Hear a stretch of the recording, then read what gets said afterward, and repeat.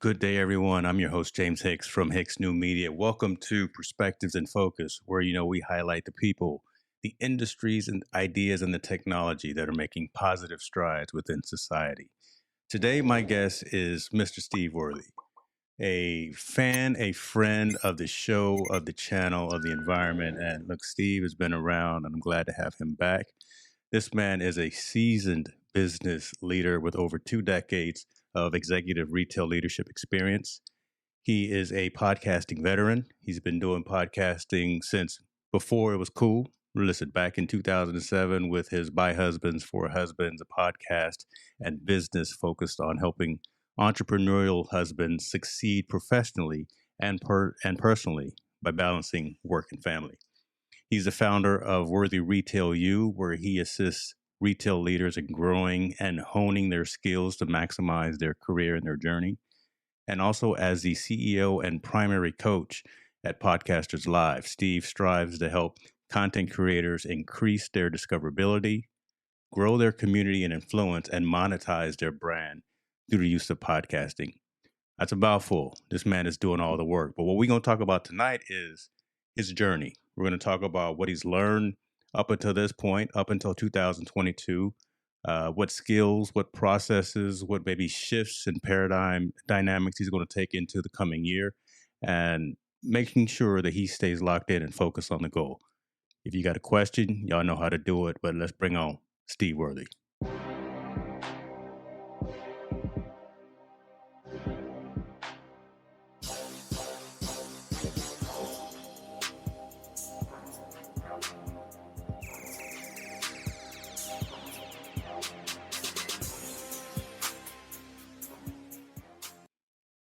Here we Dr. go, Worthy. man. Let me call him Yo, Dr. Worthy. I'm back here dancing, man. I was like, that's a new song, and it wasn't one of the songs that you stole from me because you See, always there, stealing my.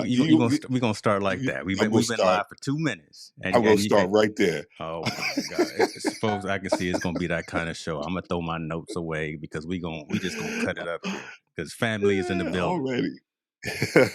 Steve, how you doing, some fun sir? tonight, man. I'm doing extremely well, man. I'm so blessed, man. Like words can't describe kind of where I'm at right now Okay. and where I'm going. So I'm excited to talk about the journey and hopefully not just for my journey's sake, but to hopefully enlighten other people and help Yeah, them where they currently are so that they can kind of move forward as well.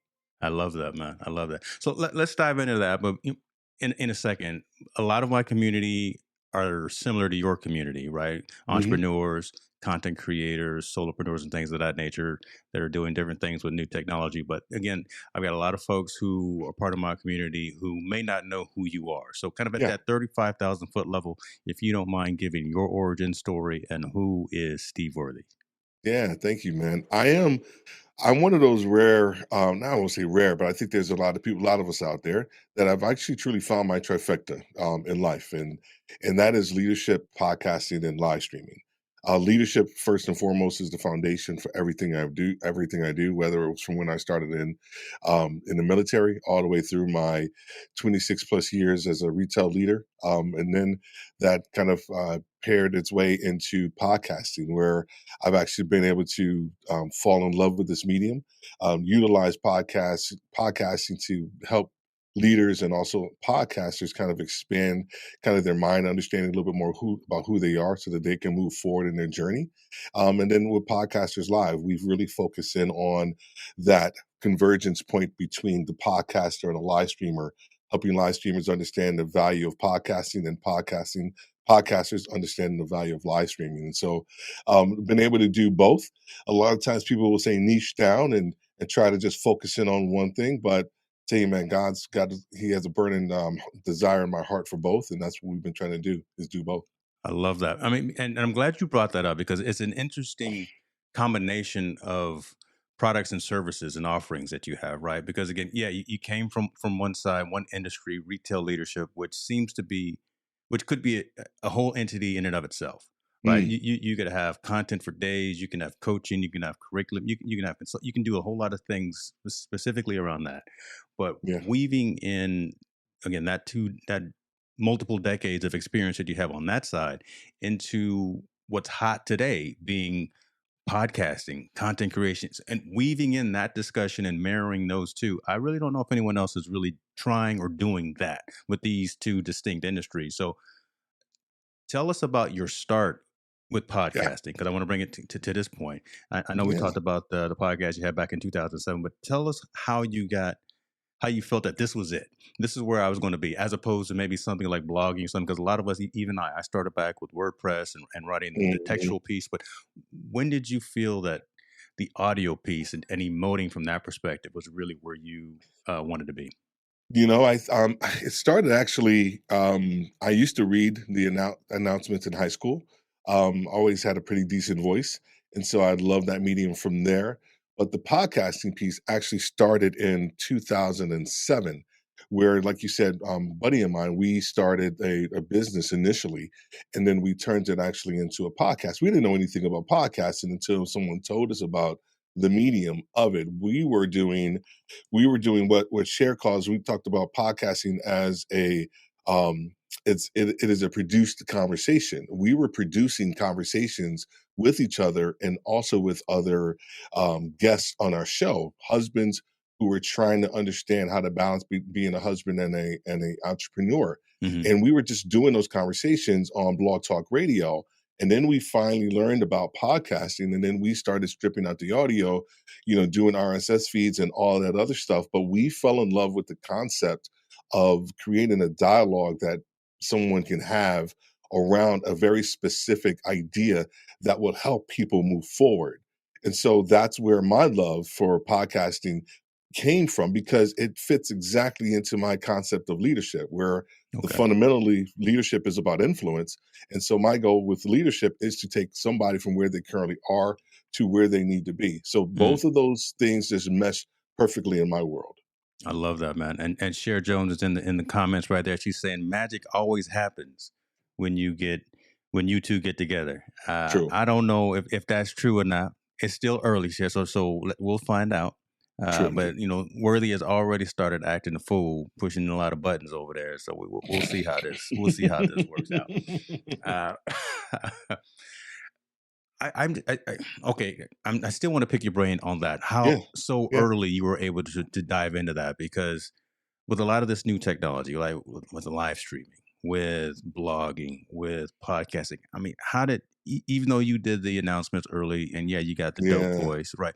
I mean, just it's a gamble of knowing what's going to resonate, right? If you spend that amount of time into doing something and building that craft, how did you know or feel that it would resonate with the community you were looking to build that early on? Or did you even know it would? Or were you mainly doing it just to do it, right? Were you mainly doing it to tell a story and how you had a platform, you had a medium to share your information? Or were you already at that particular point in 2007 saying, let's monetize this, let's distribute this, let's syndicate this, right? Were you looking at it from that business perspective, or really just as something to do that was pretty cool and we had, again, the infrastructure to push the message out?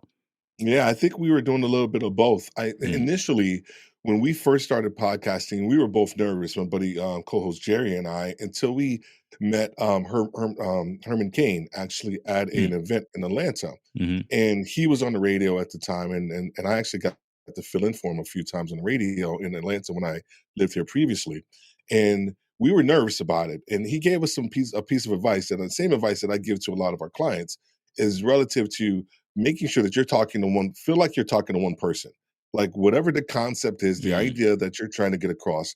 Feel like make it like you're talking to that one person out there, and then when you start to do that, man, the walls of who you are truly kind of come down relative to being more vulnerable. Because if you and I were at a coffee shop having a conversation, I'm not thinking about anybody else around me. I'm thinking about you and I. yeah. And that's the level of intimacy that podcasting and the audio aspect of things have with a person. And so for me, when he said that, it just resonated with me. We took that mindset and we sort of parlayed it into speaking engagements, into Okay. blogs and all these other things. But that first piece of it, like it settled us, and we were like, dude, we're just talking to people out there like us. and it just started resonating with people. And I think that's one piece of advice early on, if we can give to the audience, is to just understand a little bit more about who you are and who you want to focus in on, Mhm. and then settle yourself, and then let the content kind of speak for itself. I like that statement there of settling yourself, right? Again, let me ask you this as well. Laura Williams, I see you in the building. Appreciate you for joining, my friend, Hey, as well. Laura. Um, Podcasting piece. Yeah. Were you comfortable early on the microphone? Were you comfortable early on articulating your message? Because again, with it just being audio, it's a little more challenging to emote and show emotion, right? You see, I talk with my hands out a lot. A lot of times, Yeah. I know Well, you're standing right now. Listen, we move and we show kind of that energy and things of that as we're talking.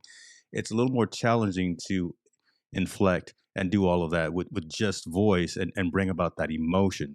Were you taught that or did you learn that? How did you get your story across to where the recipient would feel as excited about the content matter as you were about it? yeah, studied, man. I studied a lot of DJs. I Okay. studied a lot of, I mean, you and I, we grew up in the Phil Donahue, era. Old school. Now you see, now Um, why you got to date us yeah, like that? I'm God, sorry, man. I'm man, sorry. there he go, man. We grew up in that era of, Yeah. the Walter Cronkite's, those guys of the When world. TV went off at midnight. You know? TV went off in midnight, right? But even at that point in time, I think those individuals and how they interviewed people, how they Mhm. connected with people, how they used their voice, even though it was on TV, even though how they used all of their mannerisms, and voice inflection and all those different things, I had to learn some of that stuff because, like you said, I'm being from New York. I speak a lot with my hands, Yeah. but with the audio side of it, you have to learn how to inflect, how to how to show joy, when you're actually speaking to somebody. How can you actually tell us, a somber story? What does that sound like? And so learning all of that, and kind of being a student of the audio game and listening to more podcasters, listening to audiobooks, listening to people on the radio, helped me kind of develop the craft. And I firmly believe this too. And Cheryl will say this too. She's I'm super passionate about podcasting when I am. I firmly believe it's a craft. And I Yeah. think someone who is trying to go after this, they actually have to treat it in that manner. And then that way you will actually have a better product if you learn a little bit more about the craft and how that will impact you and your podcast as well. Man. Listen, folks, if you don't have a pen and paper right now, I'm gonna pause for a minute because Worthy is over here Pause for the dropping. cause. He Hey over man. here telling it like a TI is. Because really, that context, and I appreciate you going into that dialogue there. That really sets you up really as the subject matter expert. That sets you up as the trusted advisor. That makes it sense for folks to reach out to Podcasters Live and utilize you as that primary coach of how to do this the right way. Right. Mm, Again, podcasting has been around for a long period of time. It was cool back in the day, then it kind of fell off for whatever reason. yeah, A lot of us were yeah. doing, and now what's old is new again. Folks are getting back into it because the value of the message, the value of the spoken word just makes sense and resonates, especially for folks that are looking at sharing content, sharing stories as a business. Yeah, we can all do Correct. this. We can all do this 100%. as a side hustle, as just something fun to do, as a hobby. But when you're really trying to move decisions, when you're really trying to change thought patterns and things of that nature, you got to know how to work the infrastructure as well. And you have to know how Mm. to articulate the message to actually move folks into action. So there's my come on now. I'm plugging podcasters Dude, live here. listen Somebody to me, better say man. so. And yeah, I'm telling tell you, here's the thing too that I've learned to understand with the idea around podcasting. Part of my bent, of course, has always been about leadership. And so when I think about the idea of retail leadership with Steve Worthy, one of our podcasts that we have, you'll see on the board behind me, is that everything that we do, I can see Susie, who I'm talking to, when I talk about the law of connection, and Susie is struggling with connecting with her team because she is the youngest district manager, and everybody that she leads is twice her age, and she's struggling on how to figure out that process. I am literally speaking to Jim Jim, who is having an issue communicating to his team because he's coming across like a bull in the china shop. He Mm, has all the skills, he has all the skills in the world, but he doesn't really know how to slow himself down because he can see things before they happen. So when I'm doing my retail leadership podcast, I am literally speaking to those individuals because I know those people because I have been those people. right. And the same thing when it comes to podcasting. When we start talking about imposter syndrome, we little turn of phrase there. Yeah. I've dealt with that as well, and so we all the things that I talk about, I have dealt with, and I know people who have dealt with them, and we've helped them kind of go through that stuff as well. So the idea and the medium of podcasting Mm. is something it's almost therapeutic in the sense, one for me, and I think for a lot of other people that are out there as well. Define that impodcaster syndrome. Yeah, Define and that for me. That's a mouthful as well. I assume what I know, but again, I don't want to assume. Talk to us about that. Yeah, in podcaster syndrome, it is that feeling that it doesn't matter what you do from a podcasting standpoint, to some degree, you feel that it's just not good enough.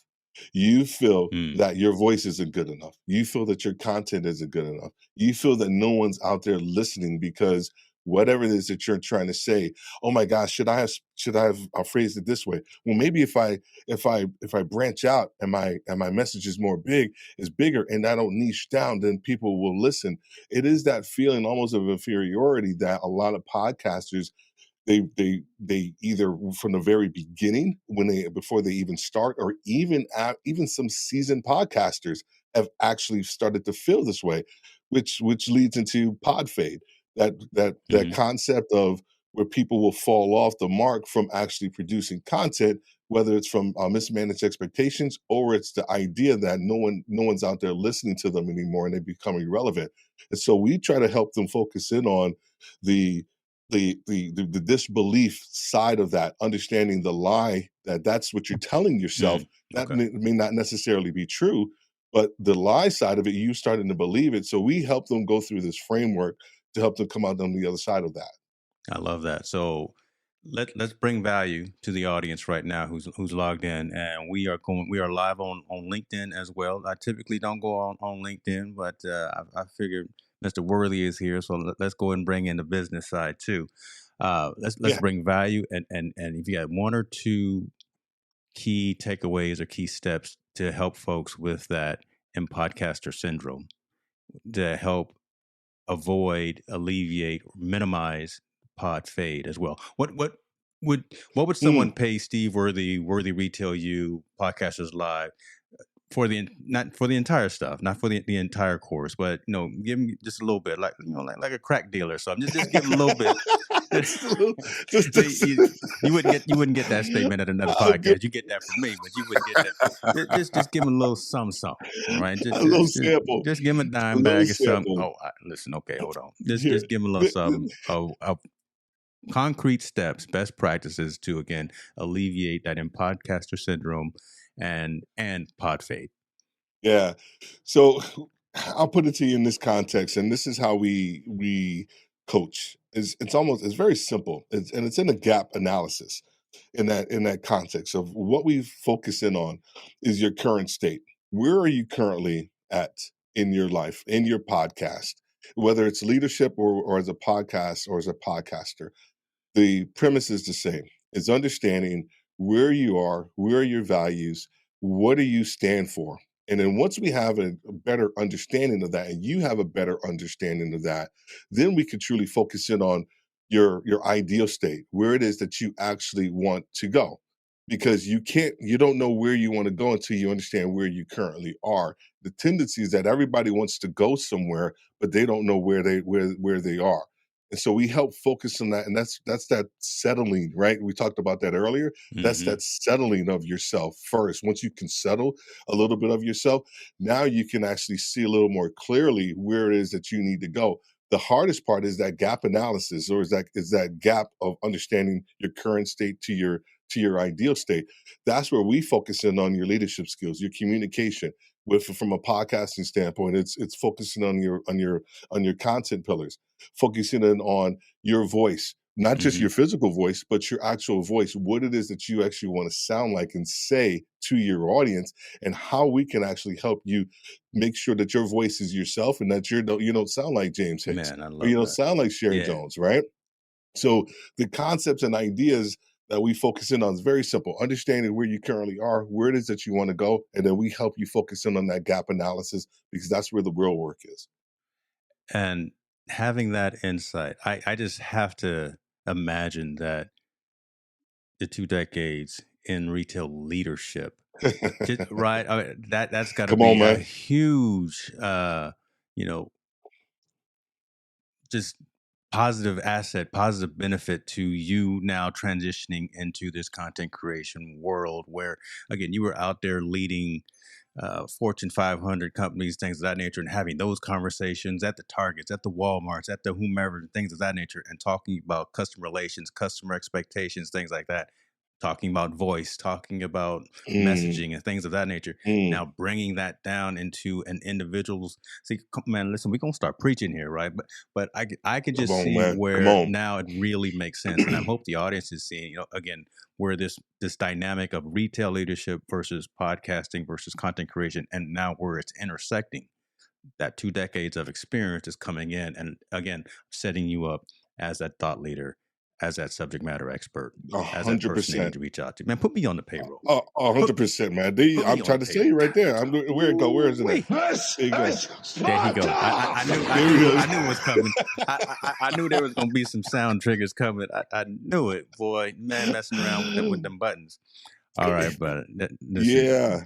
two Listen to decades of me. transferable skills, man. Learn what you learn and hone it and share it. Don't be selfish and just keep that in your back pocket. Definitely take advantage of that and find these new opportunities in life, which is Yep. what you're doing.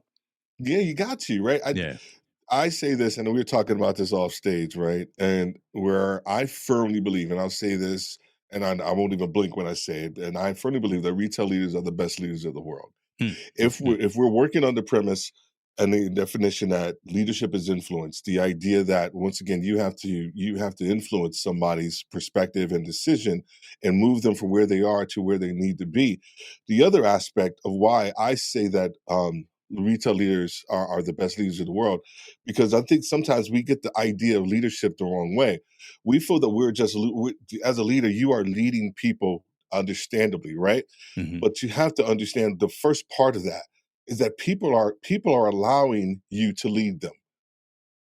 People Okay. don't Come get on. that piece of it. People are allowing you to lead them. If you don't trust somebody, you're not going to be led by them. You're going to go begrudgingly, and you're going to do something that's completely different than what they're saying. But if they are allowing you to be led, for Mm, allowing you to lead them, that's a completely different perspective, and that's a completely different level of responsibility and relationship that you have. I have been in situations where I can stand my leader, couldn't stand them, and I didn't want to be led by them. And guess what I did? I moved to another company. I did whatever. But in those other situations, I said, "Oh, James, man, that dude got something.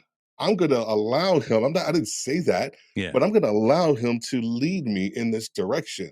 And so when you understand that as a leader, that people are allowing you to lead them, it takes on a completely different perspective. And so the everyday aspects of a retail leader are far more granular than almost any other industry relative to the decision making that needs to take place in real time. It is disruptive as a district regional vice president manager. I would come into a store, I would completely disrupt this store the entire day.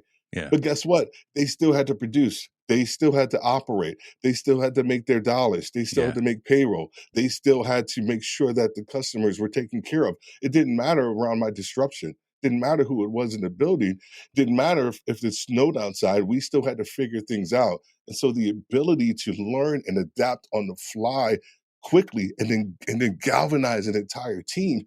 Here's the other piece. People fail to realize this. People think when they walk in a retail store that a retail leader is like they're just managing thousands of dollars. These guys are managing millions Wow. of dollars, Yeah. sometimes hundreds of millions of dollars, these stores. And then when the higher you go, if you're a group manager, you're managing 2.5 billion, $3 billion of business. Mm.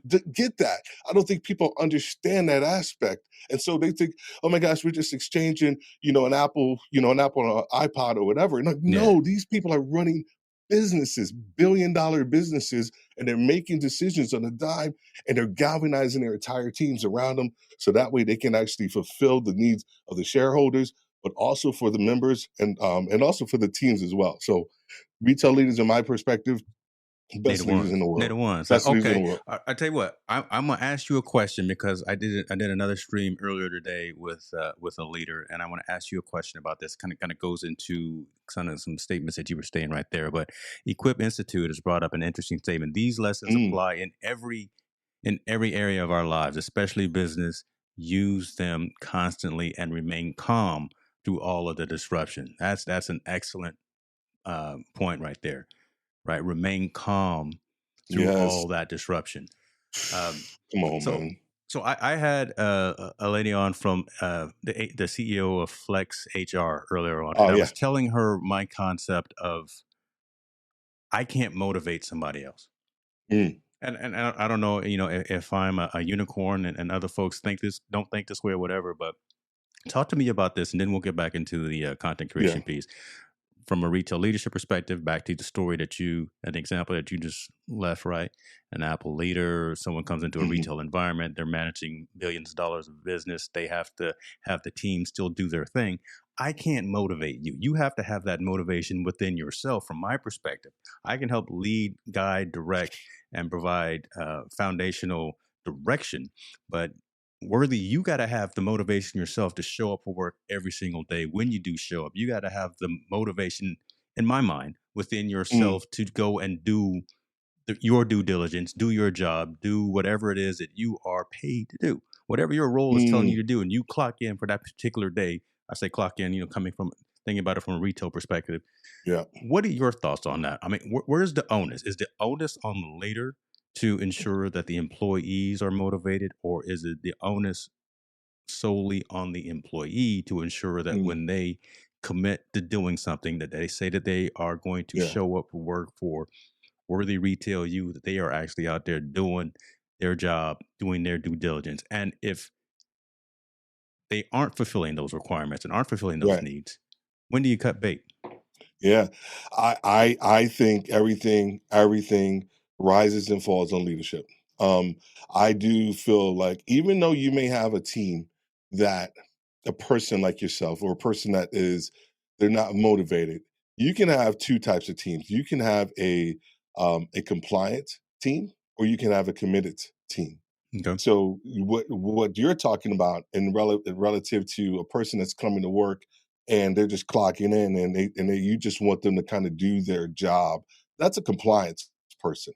That is a person that's going to give you pretty much the bare minimum. As a leader, I don't want that person on my team. Mm, And I honestly believe it begins with, and we teach this. I taught this, all my years. It begins with the assessment at the very beginning when you're doing the interview process. People don't realize that. They wait for that bad person to get on their team and they haven't done the upfront work to get the right person on their team. And if you can hear it in my voice, it pisses me off because I have I hear you getting tried, a little excited. I Well, what man getting warm because over there? Come on now. because yeah, man, because that was the one thing I would always teach my team. Like, dude, it is about the assessment of the talent. Mm, Like, oh my gosh, Steve, my team. Or they here's the other part too. They would inherit a team, right? I did a live stream. It was a really popular live stream. It was like just off the cuff on my coaching group, and it was talking about inheriting the team versus picking your team. okay. And the tendency is that they will inherit a team. So if you're taking over a new market, you didn't get a chance to pick that team. You inherited that team. Hmm. But here's the thing, they're your team. It doesn't matter. It doesn't matter if James was the leader. Day one, they are your team. And if they suck, that's okay. They're your team because at the end of the day, you are the leader. Now your job is to go in and assess and figure out and understand if you have that person that is compliant on your team Figure out what it is that may motivate them. If there's Okay. something that can motivate them, then you can figure that out. Because here's the key. It is all about WIFM in retail, and WIFM is what's in it for me. What's in it for me? Go ahead, What's brother. in it for me? When Okay. you can dial in to a person's WIFM Yeah. and hit that pain point, man, they will walk miles for you. They will do whatever it is that you ask them to do. Mm. But a lot of times, people don't want to take the time to find out that with them, and they want to be in a position of leadership and say, "Dude, you're going to do this because I say so." Guess what? You're going to be your turnover is going to be high. You're going to have a team that's going to be in the compliance mode and not committed to you as a leader. And guess what happens if they're not committed to you as a leader? Your days are numbered, buddy. All right, all right, all right. Bruh, just the fact that you mentioned a statement that I do repeat a lot of time, even in my industry, in the high tech and the enterprise technology field, with and what's in it for me, because anytime I go out on stage, and if I feel that I'm not going to bring value to the audience, Come on, to man. who's in the room, if they can't internalize it, if they can't find a way for them to either put more money in their pocket, sell more server storage, whatever networking. If they can't find a way to internalize and personalize the message, again, I'm not talking about. I'm not motivating them. I don't think. I'm just finding the value for in the conversation to the Yeah, audience, and if I can find that piece right there and get that aha moment, to get that point where tech troublemaker in the comments, where Roy can actually say, I need to go out and buy these other storage arrays for my particular business, then yeah. there it is right there. I've done my due diligence and I've done my job of actually connecting with the audience. So I love that. I really love And, that. Roy, we and appreciate you for guess being here, man. and guess what? Everything that we talked about. Guess where else that applies? It applies to podcasting. There it It is. applies to content creation. It applies to your show, my show, Roy's show, everybody's show. That whole with them, like, why would you do a show if you don't care about what's in it for the person that's on the other side of this Yes, camera? sir. Yes, sir. It's, Boy. See, okay, come on, I'm go throwing ahead, all man. the. I'm just throwing all the Go ahead, notes man. away. No, I don't have. We're I'm gonna throw good. this one comment up, and then I'm just throwing all the notes away because we really going into some things right now. I love it right here. Equip Institute again is coming with some heaters right here. A leader Mm, can teach you to dribble a ball. You mm. have to bring the willingness, drive, and the work ethic with you. I share this with the young consultants at the beginning of their journey. And Equip Institute, they coming with you, this part of your squad. We got some I good folks don't coming into the know. comments, bro. No, We got I some good folks appreciate that. coming in here, I dropping some appreciate that. knowledge, man. I'm That's gonna have to good have stuff, you on man. every week. Come on, man. Come on, man. I'm gonna Man, bring it. I'm okay. gonna bring it every week. I'm mad at you. I'm mad at you. So here we are, man. It's December. What is it? The 15th of December. Yeah, We're about to shut down 2022. We've all, again, from the entrepreneurial, from the content creation perspective, from the business owner perspective, we've all done a lot or tried to yeah, do a lot within this past year. Not even going to go back any further now, but let's just think of all of the activity that yeah, you've done over this particular year, and what are some key takeaways, that wins that you saw worked within 2022, that you say, you know what, these processes, these skills, these attributes of everything that makes up Steve Worthy from a business perspective, that you're going to take into the new year. What worked and what didn't work? What are you going to yeah, drop and leave to decide? yeah. One of the things we do is that at the beginning of every year we pick a word, Mm, and that word is really going to be what defines us and yeah, helps us be kind of that north star, if you will, for everything that we do. And this year was intentionality. And I believe it was a really good word for me to pick, and there is still going to be some measure of intentionality as I go into 2023. But everything that we tried to do was from an intentional standpoint, and we were able to, and also with the help of yourself and some really good people out there, Cher Jones, I was really able to kind of one tap into my zone of genius. I think, and at least understanding that phrase a little bit more. I think the tendency is that we start talking about niching down. It's not so much niching down; it's understanding your zone, your zone of genius. Just because you can do something doesn't mean it necessarily need to. And so once I was able to kind of, I think, move away from hold on, certain hold on, hold things. on. No, Go no, ahead. no, no, no, no, no. What? Don't just no, no. You're not gonna just glaze over that right there. You're not just gonna come up in my house and just drop that in the middle of the floor and then walk out. My bad. My bad. I need that whole thing restated because I do not want that to be overshadowed and overlooked by the audience live and on the replay. Tell us again your word for the year.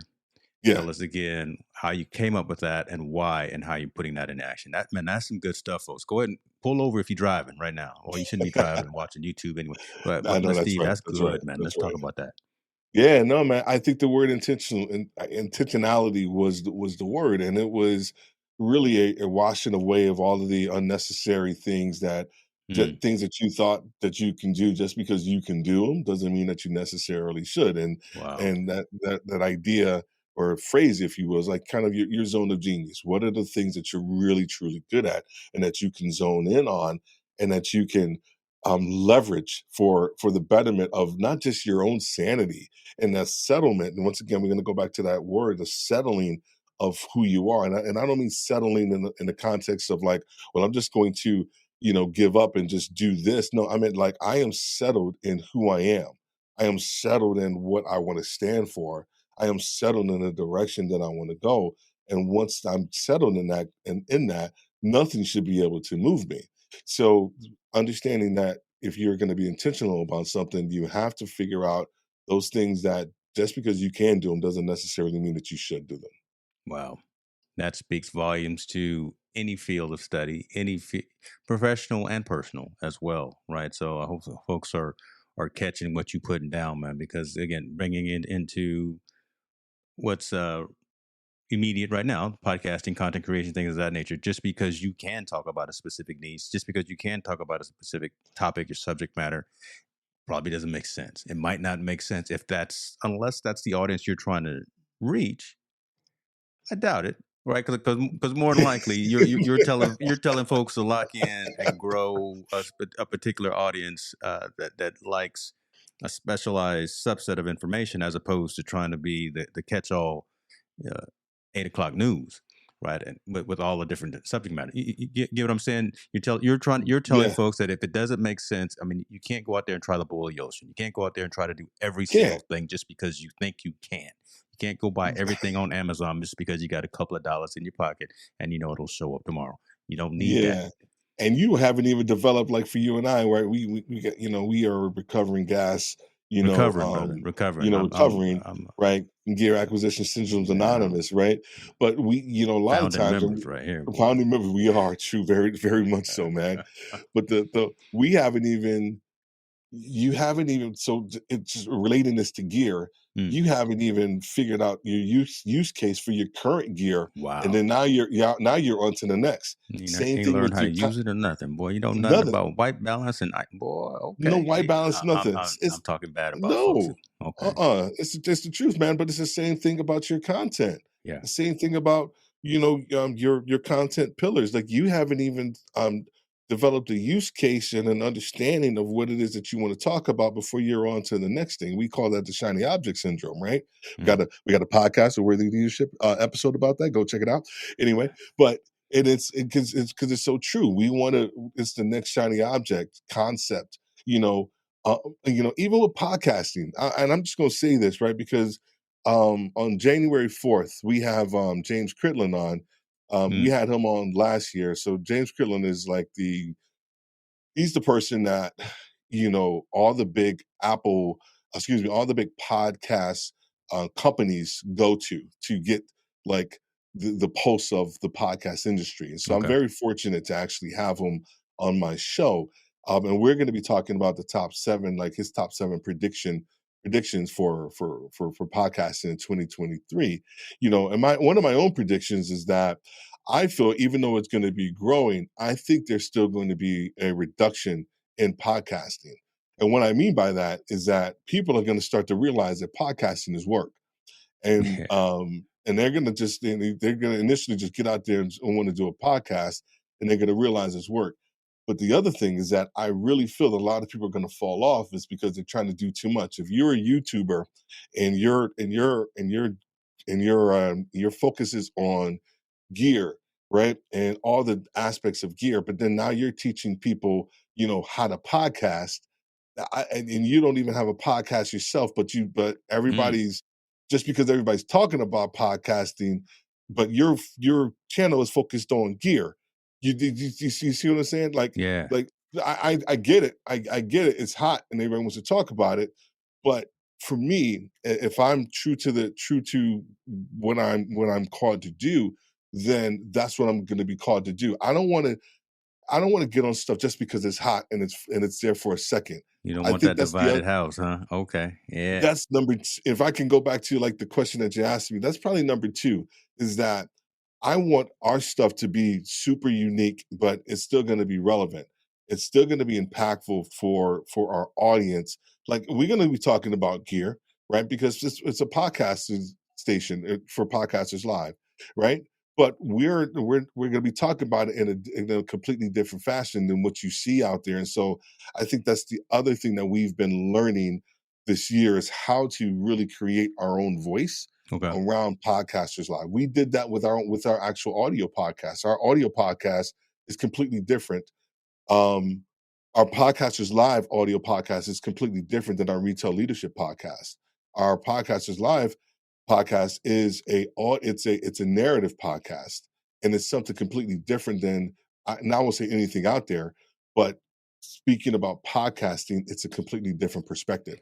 So okay. You know what? that's Yeah, the other all right. Because piece. I'm, That's because I subscribe to both of them and didn't realize, and I should have known, but again, that was a conscious exercise on your piece to make the delivery of Worthy Retail You versus Podcasters Live different in terms of reception because it's yeah right okay two different 100%. audiences so yeah the way that you deliver it is different okay so knowing 100%. now that that's a 100%. conscious activity makes a lot of sense for me okay. Yeah, yeah. No, we're super intentional about how we want to deliver our message Mm, and how it resonates with people. So that's probably number 2, and I don't know. Number 3 is more along the lines of kind of like back office preparation. I don't. mm, Sharon and I were going back and forth about this idea. Maybe I want to get your perspective on this too because we were struggling with the concept of working in your business and on your business, ooh, right? Because you hear that a lot, ooh. and we even looked it up, right? But I wanted to get your perspective on that too. Maybe here I am, I can't help it. I got to ask you a question, but um, I think that's one of the things that we're still trying to get after, figure out is like, am I working in my business or on my business? And so I'm going to ask that question to you. What are your thoughts around Yeah, those two different concepts? I understand the delineation but I also understand that there's value in both. I 100%. understand that there can be challenge for the owner, founder, CEO, whatever title you put on yourself, if you're detrimental to the business at hand, and if you are slowing down the mission statement of the company by being so hands on with the tactical Mm, stuff and not mm, being focused on the strategic stuff, that's where you need to reassess and realign your involvement, right? So if I'm slowing down momentum for the company because I feel that I have to be a part of every single decision, and then there's a challenge, there's an issue. That actually means that I don't have the foundation, I don't have the standard operating procedures, I don't have the employee manual, I don't have whatever already laid out, right? So that means I need to step back and actually go out and write those pieces of context such that the business can be more solid. If I feel that I have to be on every single live stream, if I feel that I have to be in every single podcast or audio creation, whatever the case may be, that could also be a detriment and slow down the machine. I don't want to slow down the machine. I want to keep the machine mhm, moving as seamlessly as possible. And that really is my idea of the goal of the leader. So if long answer short, if I'm slowing down the process by being part too much in either one of those mm, baskets, then I need to step out and refine the back of the house stuff, refine the Yeah. administrative piece first. But I see value in being part of both of those wheelhouses, Hmm. regardless of the size of the organization, right? Correct. Again, I Correct. mean, if you're $1,000 a year company or a $20 billion a year company, there's value in knowing what's going on behind the scenes as well. But it just the amount of involvement, if you are more detrimental to the growth of the business and the mission of the business, that's when you have to reevaluate your Yeah. involvement. I'm laughing because I got my undergrad in accounting, Yeah, and I lasted probably about 30. No, I was even 30. No, it was probably about 5 months in accounting, yeah, and I hated it. I couldn't stand it. But here's the thing that I loved. What I learned about it was exactly what you're talking about. It's like how money works, and actually how businesses work. And so that that has actually helped me fundamentally, more so than I think, not just my overall career, mhm, but understanding the importance of working like in your business and getting those tactical pieces kind of set up. And I think that's kind of where I'm going with that third one is that tactical side of it, because I think if you don't have those things in place, those fundamentals, in place, then you really can't scale. You really can't grow. exactly, You're exactly. gonna have to kind of go back and actually redo those things first, and then the growth comes. So why don't you just go ahead and start doing those things? So that's what we're focused in on is how can I establish more of the tactical, interior SOP side of our Yeah, business. yeah. And then now, so in 2023 comes, and we go after our word for 2023, then I don't have to worry about some of those pieces. I love that. And so I'll even add on to that is don't get wrapped around the axle on those tactical pieces, right? Iterate Sure. fast. Yeah. Uh, there are a ton of tools out there to do um, SaaS based operations, to do the CRMs, to do document repositories, just to do all of that stuff. Don't get wrapped around trying to test every single one of them out. And listen, I'm pointing one finger at you, three fingers back at me as well, right? Yeah. Don't go out there and try Asana and Trello and ClickUp Oh and no. Notion, right? Right. Don't get wrapped into that piece. Find a tool that works. If that's what we're talking about, find tools and processes and things of that work. Learn it and move on, as opposed to again wrapping yourself around an axle and feeling that you have to know every single thing that's coming out, because especially in this world of IT, that there's something coming out every single week, Oh, right? And dude. you can be stuck in neutral and not go anywhere and miss an opportunity even before you even raise your head, because you're still trying to figure out, well, I can get ClickUp for $12 a month, but I can get Notion for $9.99. This right. If you wrap Yeah, yourself around yeah. that, and it's kind of Oh, like even yeah. what Equip Institute was saying, make it plain. Just be plain. Get out of your own way. I say that a lot of times as well, but don't get wrapped around that piece. No. Continue to just keep your head above water and be strategic, but get that tactical stuff lined up as well. So, Yeah, man, 100%. all right, man. Listen, you came here with some things. You learned in 2022. You got Yeah, you man. got you got some good insight. You're gonna take some of that stuff with you in 2023. But let's get into just tell me one specific thing that you are going to launch. So again, December 15th right now. When the clock strikes midnight, 2023, are you going to be underneath the ball in New York? I don't know what you're going to be doing, but but when the first day of business kicks in 2023, what can people expect from Ask Steve Worthy, Podcasters Live, Worthy Yeah. Retail You, that they haven't seen yet, right? That we've seen some Ooh. amazing stuff already, but come on, drop some news. Let's go NDA. Let's go with a non-disclosure. Tell the folks what they can expect. What kind of hotness you You dropping? know what? Come on now. So I'll start with, I'm glad you said how you presented it. What's the stuff that people haven't seen, with Worthy Retail You or Podcasters Live? And so I'll start with our word. Our word for 2023 is greater.